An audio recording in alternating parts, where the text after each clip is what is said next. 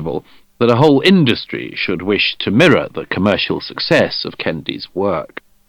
Among the spin-offs, there is a work titled How to Be an Anti-Racist Family, consisting of 25 inspiring tales about racism to read with the kids. It seemed as though anything could be published, so long as it whipped along the same narrative, that white people are oppressors and able to be insulted at every turn. Meanwhile, black people are the oppressed and able to say anything, however insulting, so long as it is said about white people. For instance, there is Ijoma Oluo's work, Mediocre, The Dangerous Legacy of White Male America, 2020, and the London-born author Ortega Uwagba's work titled Whites, on Race and Other Falsehoods. In Britain, the Americanized tone of the era can be seen. A grand narrative of racism and anti-racism, all extrapolated out from minute events, spliced together with constant catastrophism. For instance, at one point, Uwagba describes how she is meant to be attending a friend's Christmas party, but cancels at the last minute. Because I know I'll probably be the only black person in a room full of white ones. She worries that after some of the requisite hand-wringing about racial issues, someone will suggest talking about something less depressing because it's Christmas. Uwagba says that she will then smash a plate against the wall because I don't think there's anything else we should be talking about. Don't think it's fair that white people get to change the subject. So, instead, she says, I stay at home and cry. Uwagba appears to be a difficult friend to have.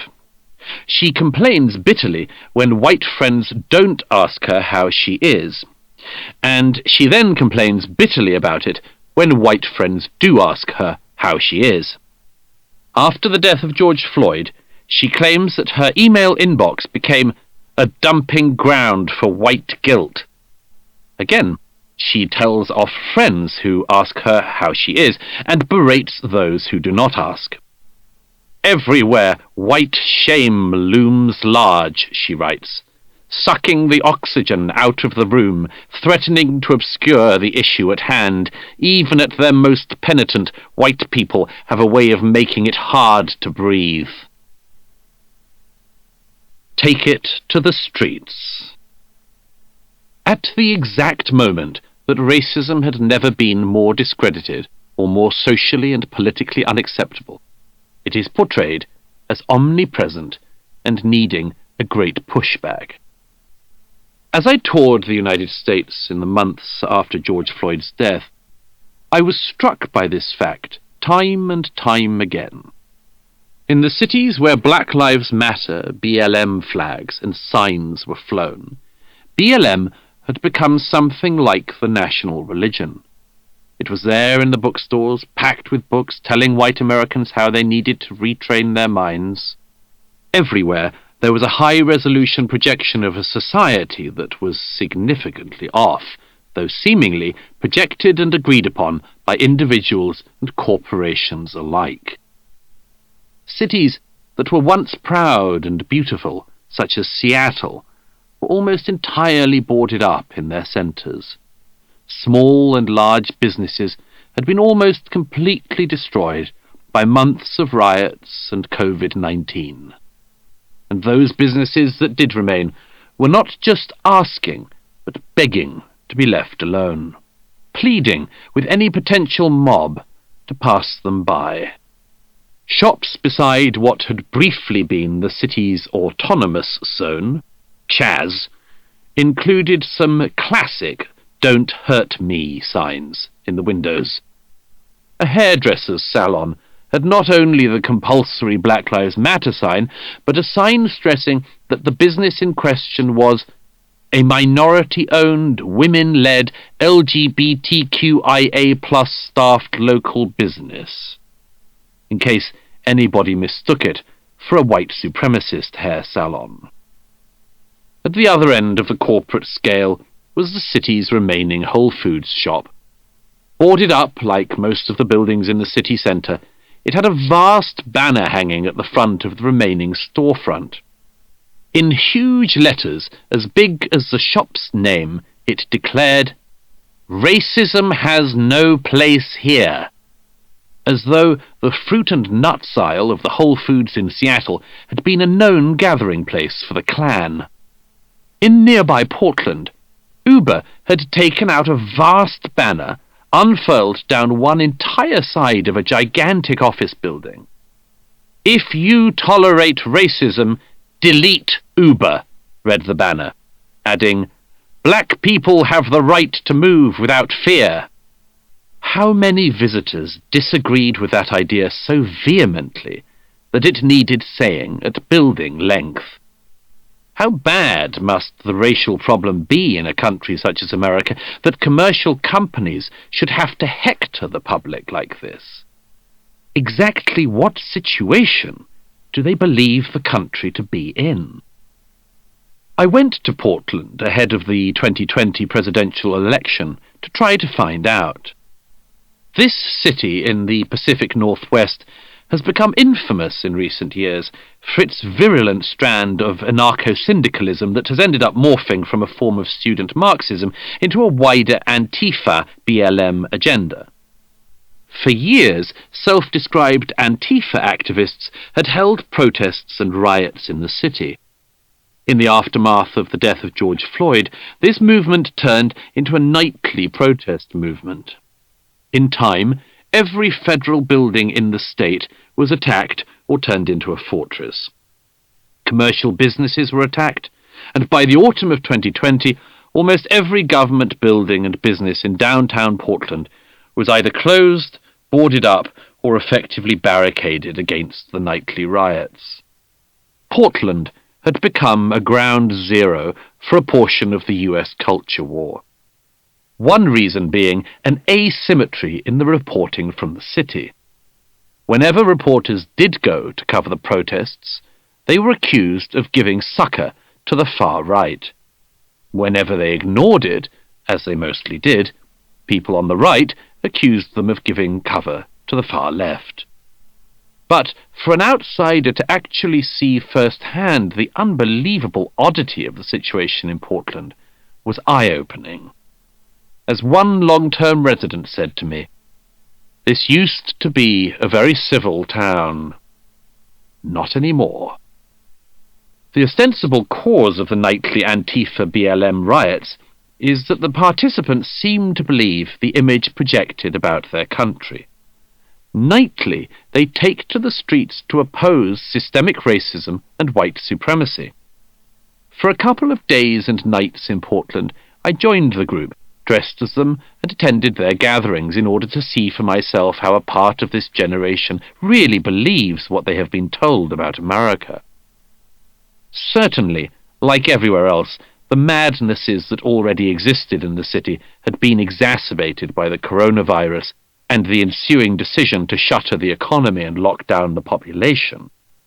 But downtown Portland had become a desolate, dangerous place, populated by the vast number of homeless people who had flooded into the area over recent decades, incentivized by local government allowing them to pitch their tents wherever they liked.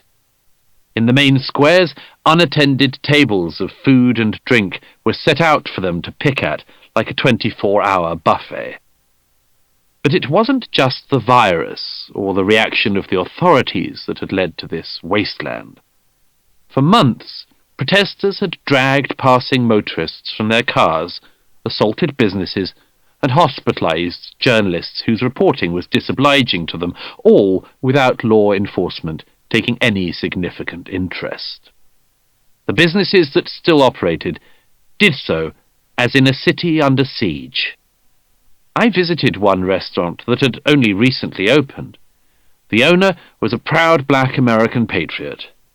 On the walls of his restaurant, he had erected posters of American heroes, a soldier, a fireman, and other first responders. For this reason, his restaurant had been targeted. 2 nights earlier, someone had fired live rounds of ammunition through his restaurant's windows. The boarding was still up over the area where the glass had shattered. What kind of interpretation of the country had somebody come to when they fired live shots through the windows of a black-owned business to object to the heroizing of anyone involved in the American state? It seemed that Portland had become the epicenter of a confusion that has afflicted activists in Britain and other Western countries as well. That was the taught perception that they live in a patriarchal, unequal, cis-heteronormative, irredeemably racist society. They have been persuaded of this, and are reacting in line with that perception. If this is indeed the state of society, then society needs to be acted against. And the authorities had done nothing to challenge this interpretation of their society. Indeed, the city's left-wing mayor had expressly forbidden the police from working with the federal authorities to meaningfully act against the rioters. At his re-election campaign in late 2020, the only candidate running against him was an open supporter of Antifa. Recent successful operations carried out by that mayoral candidate's favourite militia included the pulling down of almost every statue and public monument in the city. All historical figures had been removed by mobs of protesters. The weekend before I was there, it was Abraham Lincoln who had been pulled down, his empty pedestal now scrawled with graffiti and the single word, "Land back." On other occasions, in a quasi-pagan ceremony, rioters repeatedly set on fire a monument of an elk until the authorities removed it. By now, a tour of the sites in Portland consisted of a wide variety of empty plinths. Over the summer, the president had sent in federal guards against the wishes of the local authorities. These remaining federal agents were now among the few targets Antifa had left. The first night on which I joined them was for a "fuck gentrification" march. My first. With no police officers in sight, the activists used their own police force, including outriders on motorcycles, to block off roads and then parade through the streets, screaming through megaphones at customers in the remaining bars and at the inhabitants of a residential neighborhood the protesters claimed had once been lived in by black and indigenous families. Many of the people who lived in these houses came out and put their fists in the air or waved in solidarity. Most had BLM posters in their windows. All were accused of living on stolen land by the mostly white marchers. Other chants included, "Wake up, motherfucker, wake up." A night later, we were outside the Immigration and Customs Enforcement facility by the waterfront. This federal facility was boarded up, but Antifa likes to try to burn these buildings down with the occupants inside. The federal authorities were keen to stop this from happening. So a cat-and-mouse game kicked off, one at which both sides were now very practiced. The Antifa activists hurled projectiles at the boarded-up facility and beat on drums to work themselves up into a frenzy. They lit fires in the street and tried to make their way to the doors of the facility. Only after sufficient warning sirens had been given and the rioters got right up to the doors did the agents of law enforcement break out. Tear gas was fired and pepper bullets were used. And so a running battle saw the protesters chased back for a time, only for the police to retreat under a barrage of oink noises from the protesters. One young white woman in a pink onesie jumpsuit kept shouting "Nazis" at the officers through a megaphone, occasionally changing her attack to telling the officers how much their children would grow up to hate them. What can have happened to a society for such behavior to have become normal? One answer is that a set of claims about America and American society were allowed to wash by. People made claims about the state of race in America that were subtly, and sometimes not so subtly, untrue. Pushing back against these claims needed attention to detail and an obsession with the facts. a monomania as intense as that of the people who created this vision. And so it was just allowed to roll on by. Only now, when the resulting vision can be seen blown up in large, projected onto the wall of the world, can the full consequences of the work that has been put in be perceived. Minute claims of systemic racism, institutional whiteness, and much more were ignored. But, blown up on the projector system of American culture, they now show a picture that is monstrous, which is why a middle-class adolescent from one of the luckiest generations in human history, living in one of the freest societies in human history, can be found outside a police facility at night in a pink jumpsuit, screaming obscenities at any representative of the state. Popular entertainment. Portland may be an extreme, but it is only an extreme manifestation of a misperception that now exists throughout America and the Western world. One consequence of which is that there is not an area of life that cannot now be perceived or misperceived through this prism. In early 2021, the popular television show The Bachelor reached its 25th season, and for the first time, the eligible man for the season was black. The casting of the 28-year-old black real estate agent from North Carolina, Matt James, could have been a unifying moment for the show. Instead, the predictable thing happened. Race entered the arena and blew the whole show apart. One of the 4 female contestants chosen for the final round was 24-year-old Rachel Kirkconnell. Once she was on television, her social media accounts were inevitably scoured for evidence of wrongdoing, and it was discovered that 3 years earlier, in 2018, Kirkconnell had been photographed at an antebellum-themed party. A scandal was created. The show's host, Chris Harrison, called for people to have a little grace, a little understanding, a little compassion. But then, for defending Kirkconnell, Harrison himself became the object of an anti-racist stampede. Dozens of former contestants condemned Harrison, and the women of season 25 released a joint statement announcing that they wanted to make it clear that we denounce any defense of racism and any defense of racist behavior, as though Harrison were guilty of either. Meanwhile, in the real world of the reality TV show itself, Kirkconnell and James actually got together as the final couple, with James telling Kirkconnell that he wanted her to be the mother of his children.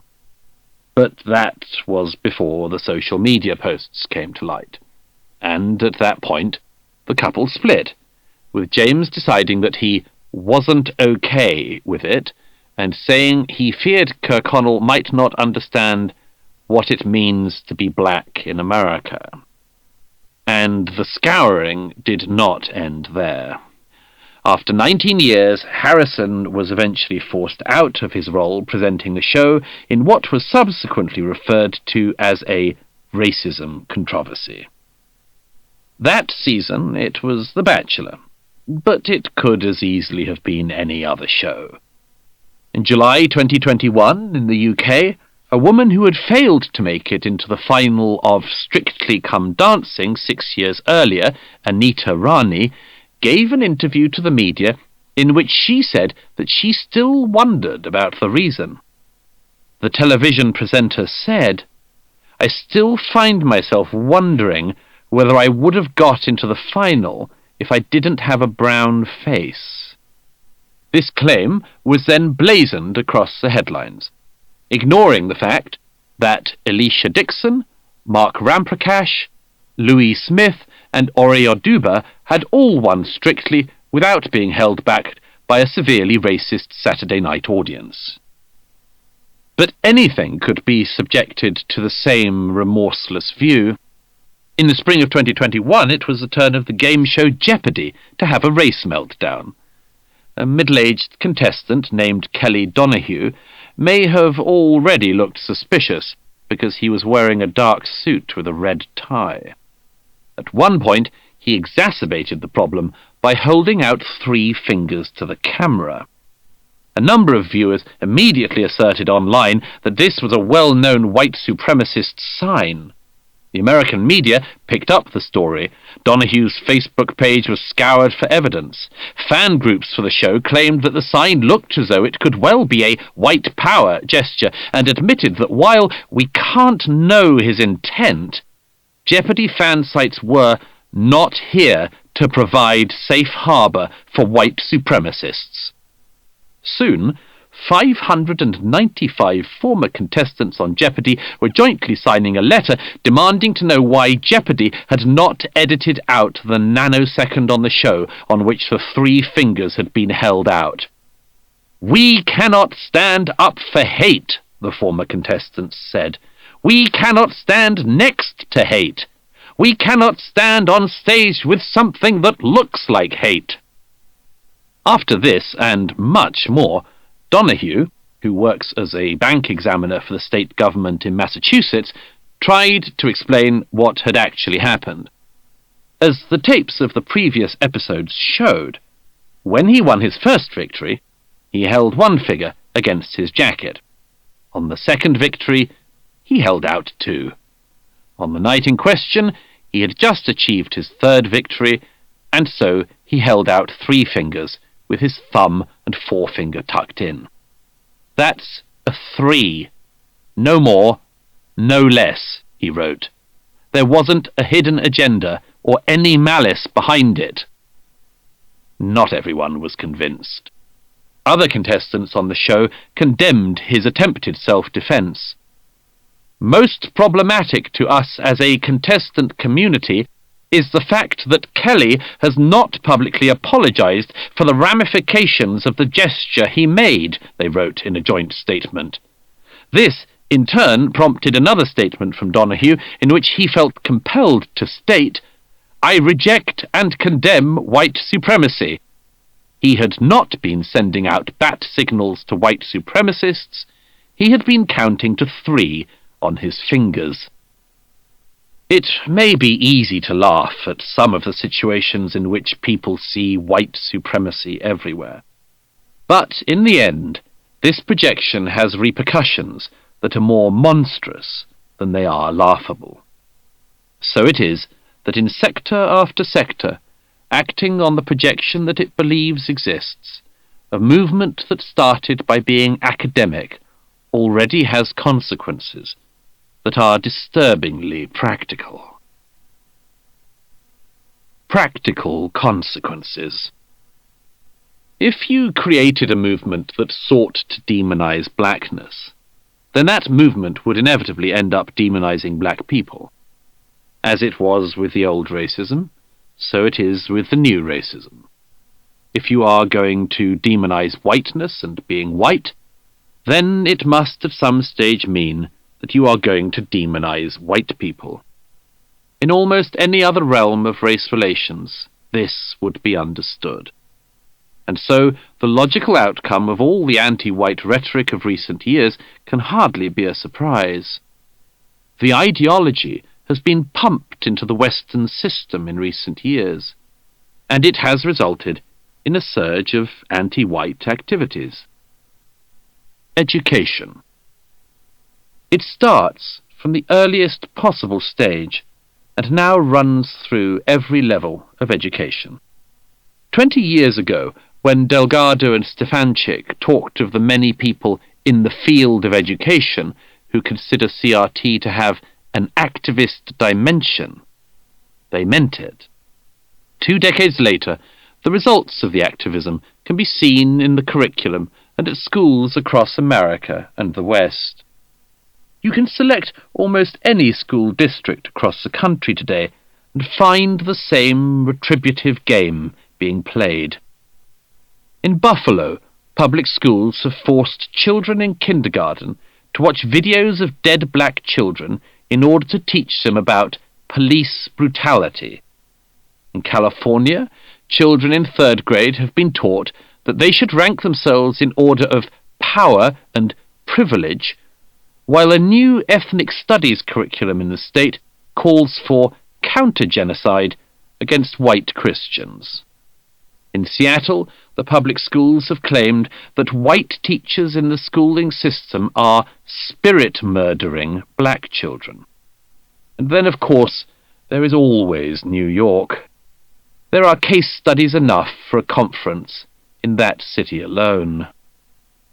At the East Side Community School in New York, white parents have been sent a tool for action that tells them that they must become white traitors and then advocate for white abolition.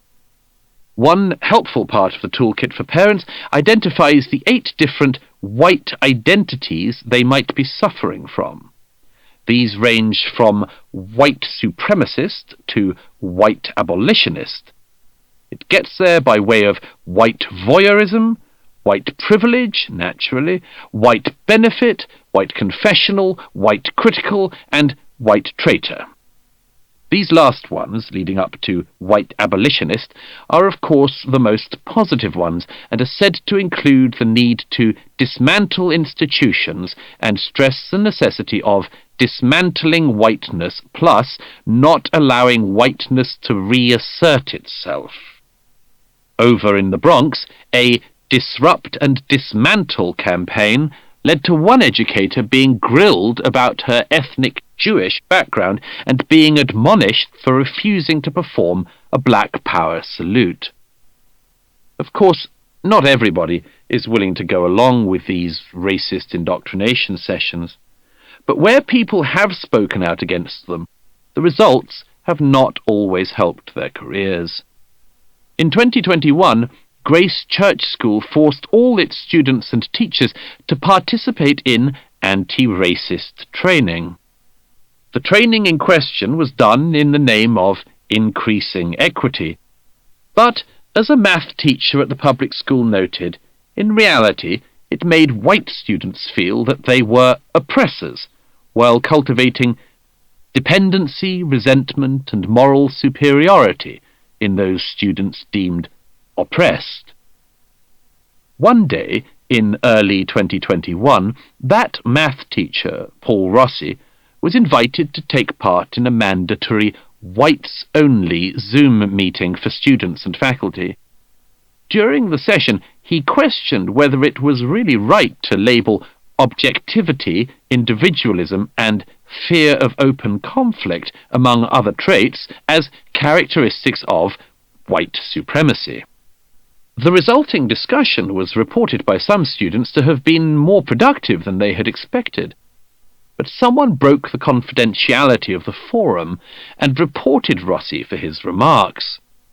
The school's head informed Rossi that his challenges at the Zoom meeting had caused harm to the students because these were life and death matters about people's flesh and blood and bone.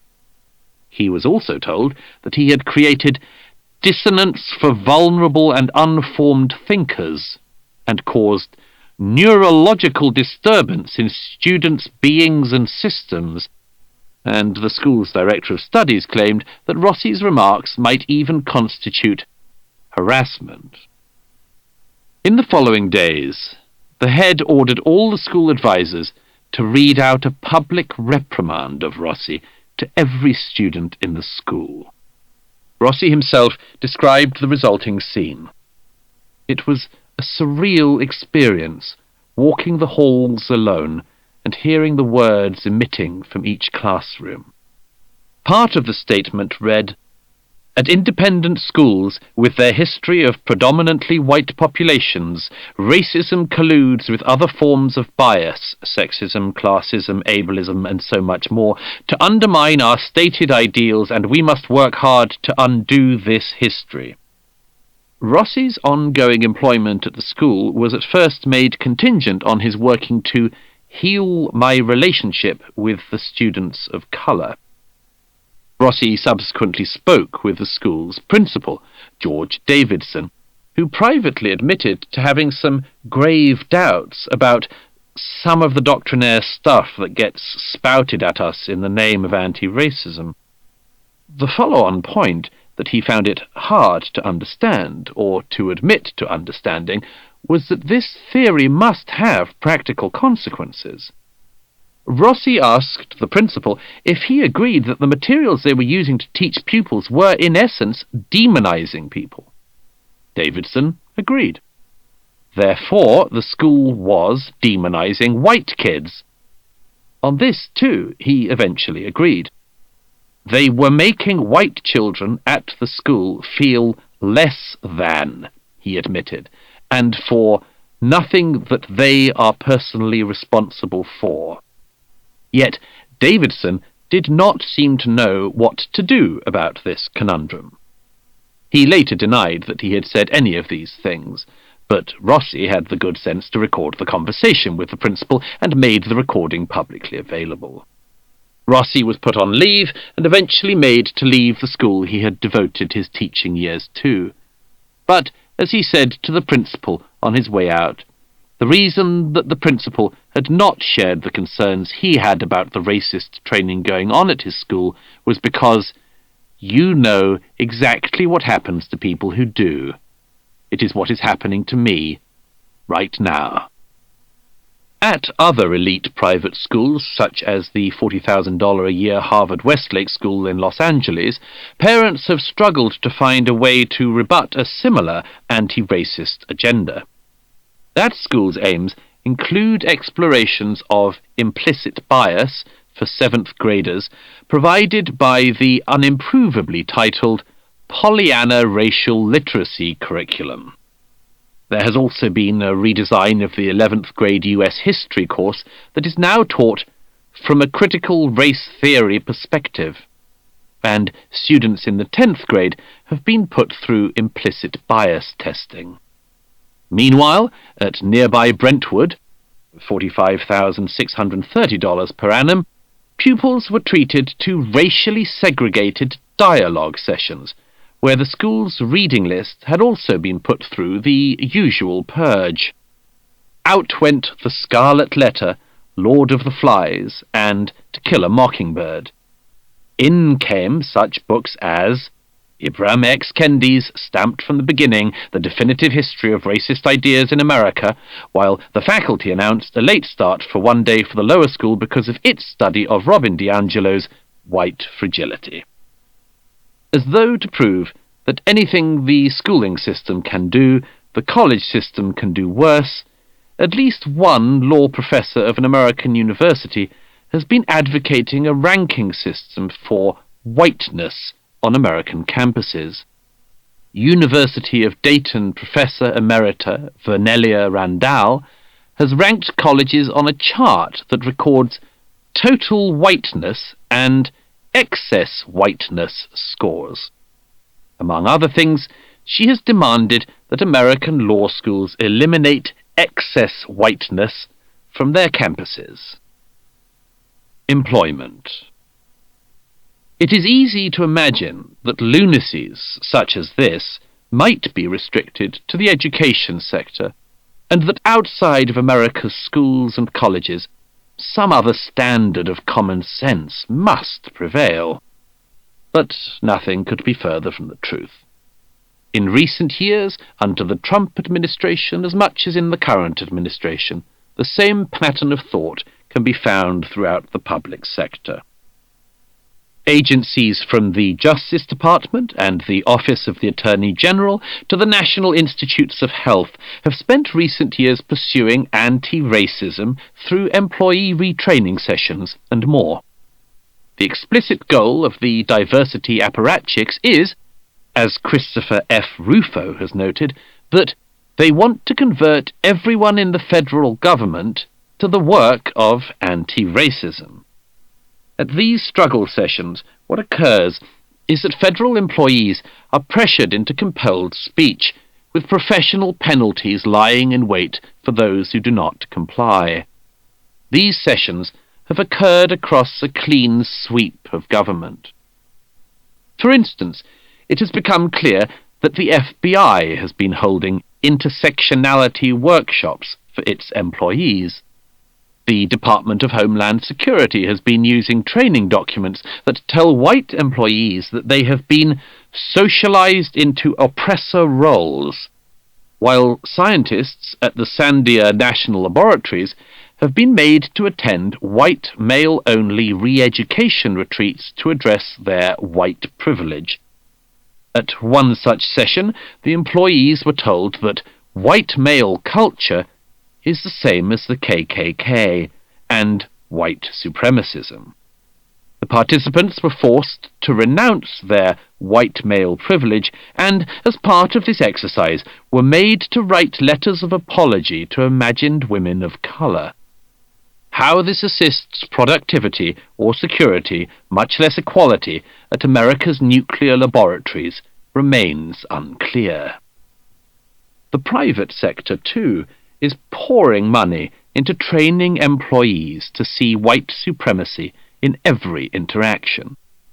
For example, the services network Ernst & Young has sent out emails to its employees urging them that it's not enough to be not racist. We need to speak out and take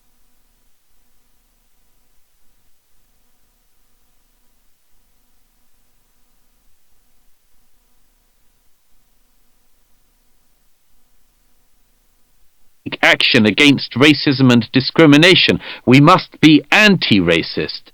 And at Ernst & Young, our resolve to do and to be just that is stronger than ever. The particular impetus for this call was, as one managing partner said in an email sent out to all employees, the senseless acts of violence against our black communities. On this occasion, against Jacob Blake in Kenosha, Wisconsin. Blake subsequently admitted to wielding a knife before police shot him.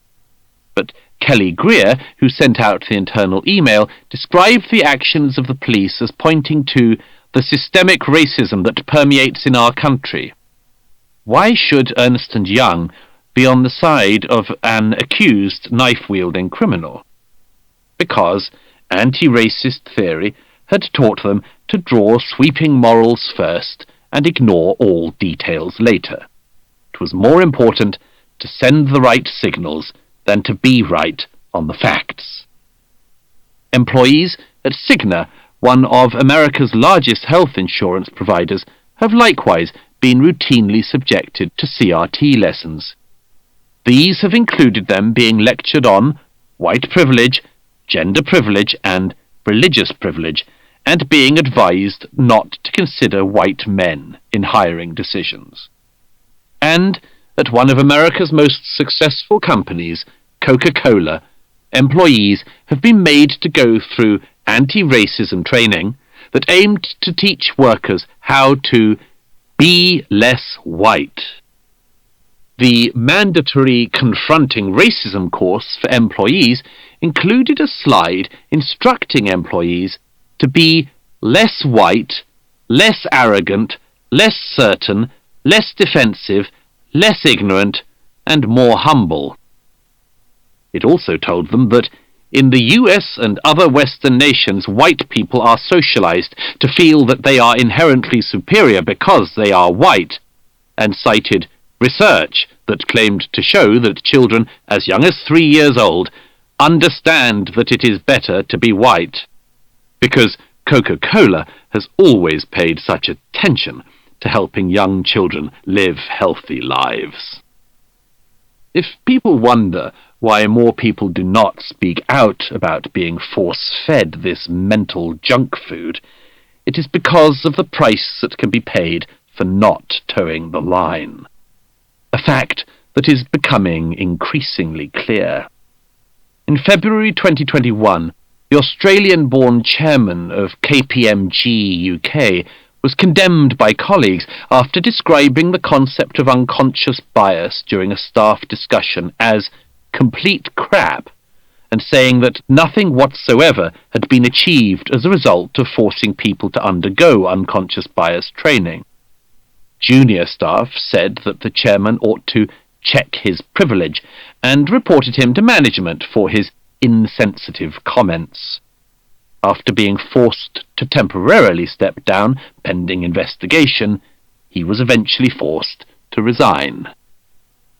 When people wonder why most go along with the whole agenda, it is because it is so often made clear that whether you're a math teacher or a partner in a vast multinational firm, the cost of raising your head above the parapet can lead to your whole career crashing down around you.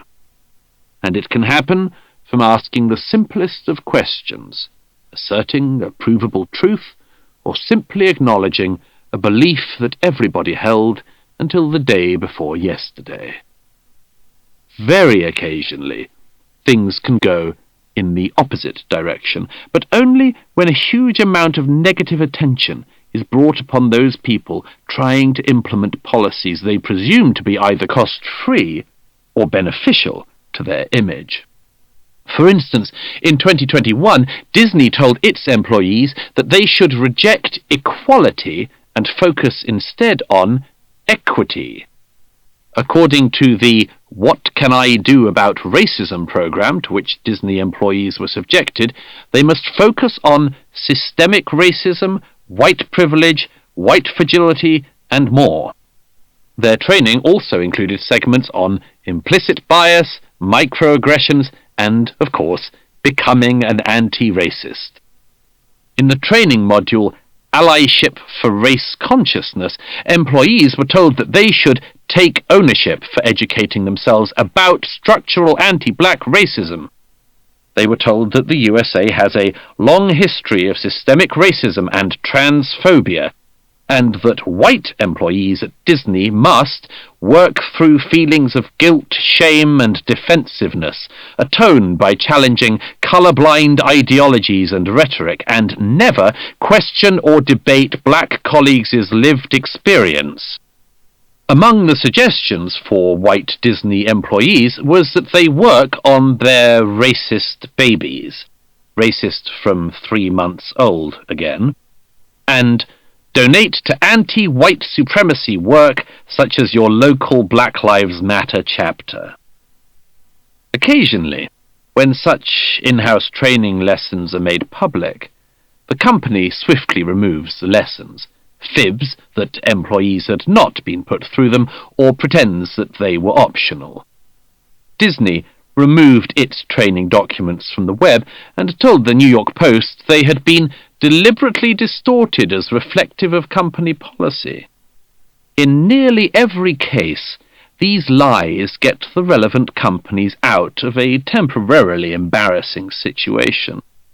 But on not one occasion has there been any sign that a company teaching anti-white racism to its employees has realized that what it had done is wrong, or reversed it for that reason. Healthcare.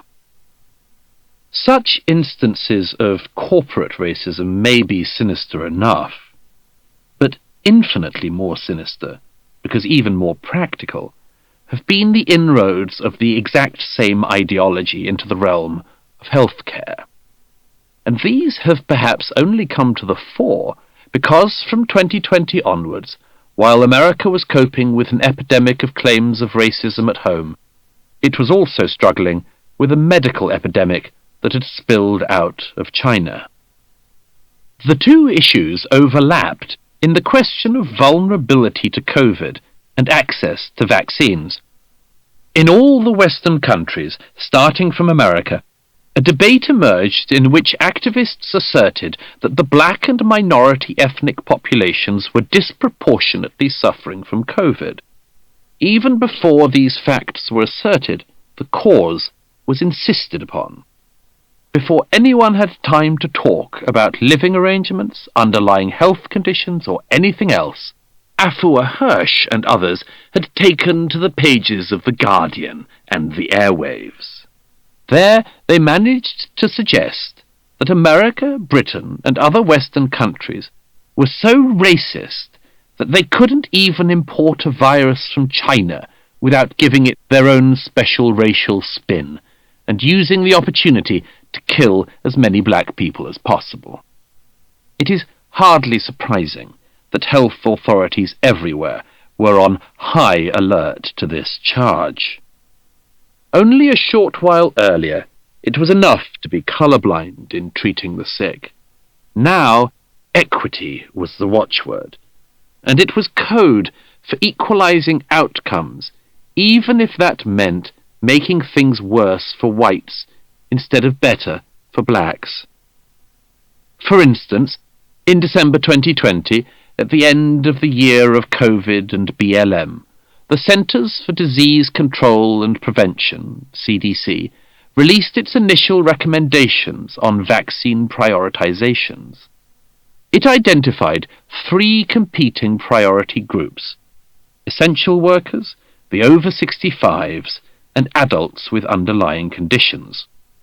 It then identified 3 ethical principles to decide who to prioritize among these groups. The 3 ethical principles included promote justice and mitigate health inequities. And here, the CDC encountered a serious ethical problem, because racial and ethnic minority groups were underrepresented among adults over the age of 65. So, as explained in the New York Times, the concluding policy aimed at prioritizing essential workers over the elderly, even though this was expected to cost an extra 50,000 lives per month. Justifying this shift, Harold Schmidt, an expert in ethics and health policy at the University of Pennsylvania, stated that a perfectly reasonable set of priorities was at play in the new guidance. Older populations are whiter, said the expert in ethics. Society is structured in a way that enables them to live longer. Instead of giving additional health benefits to those who already had more of them, we can start to level the playing field a bit. Of course, leveling the playing field a bit here cannot mean anything other than letting more white people die. Formal support for this policy also appeared in the Journal of the American Medical Association. This sort of thing can still cause a certain amount of negative comment, and it duly followed the accurate reporting on the CDC's proposals. The CDC backtracked a month later, though not without loud self-pity from members of the committee who complained that they had faced a flood of often vicious accusations that they had been prioritizing other racial groups over white people. If the CDC guidance had been the only such case, then perhaps it could have been ignored. But it was not. Since that case, equitable medicine has been tried across the land. The state of Vermont actively sought to give vaccine eligibility to certain groups while excluding people who identify as white. And at Brigham and Women's Hospital in Boston, an explicitly racially discriminatory healthcare program was put into operation. As 2 of those involved described in the Boston Review, colorblind solutions had failed to achieve racial equity in healthcare, and there was a problem with too many white people being admitted to the cardiology unit, among others. As a result, a new pilot initiative was begun that would use a reparations framework of preferential admissions for Black and Latinx heart failure patients. This anticipated that offering preferential care based on race or ethnicity may elicit legal challenges from our system of colorblind law, but noted that they nevertheless were encouraged to proceed confidently on behalf of equity and racial justice with backing provided by recent White House executive orders. The executive orders in question being the recent equity executive orders of the new Biden administration. Again, if these were just rogue agencies, a CDC here, a major hospital there, then it could perhaps be understood as some curious anomaly that could be fine-tuned with care. But it is not. Time and again, it is not just the individual agencies or institutions, but the presiding institutions that are going along with the same plan, often at the same pace. The American Medical Association, AMA, has released an 86-page equity plan that rejects the idea of equality as a process. Its stated aims are to dismantle structural racism, to dismantle white supremacy, and to acknowledge racism as a public health threat. Furthermore, the AMA criticizes the idea that people from different groups should be treated the same, and elevates racist anti-racism into professional best practice. Naturally, the document quotes, among others, the work of bell hooks. Of course, there is another danger in all of this. For medicine is one of those areas in which some knowledge of racial background may be not just useful, but life-saving. Different genetic groups carry different vulnerabilities to particular diseases and ailments, ranging from cancer to osteoporosis, as well as varying responsiveness to different drugs.